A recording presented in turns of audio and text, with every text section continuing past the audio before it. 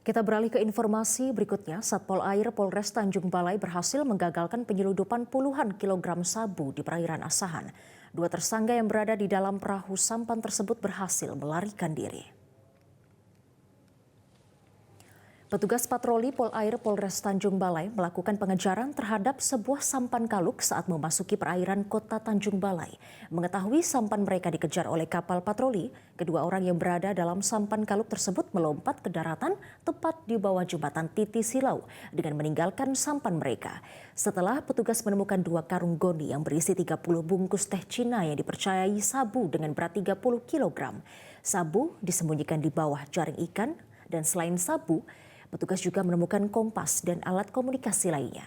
Sementara itu, Kapolres Tanjung Balai AKBP Yonu Edi Winara yang berada di lokasi tidak banyak berkomentar, namun membenarkan atas temuan narkotika tersebut. Selanjutnya, barang bukti narkotika dibawa ke Mapolres Asahan guna penyelidikan lebih lanjut. Sementara begitu. Berapa kilo, Komandan? Masih dalam penyelidikan. Masih dalam penyelidikan. Berapa orang tersangka yang diamankan, Komandan? Sementara masih dalam penyelidikan dan pengejaran kita oleh personil. Menggunakan apa nih, Komandan, tersangka? Kita melakukan pengejaran di perairan ya, dan kemudian jelajahi cara baru mendapatkan informasi. Download Metro TV Extend sekarang.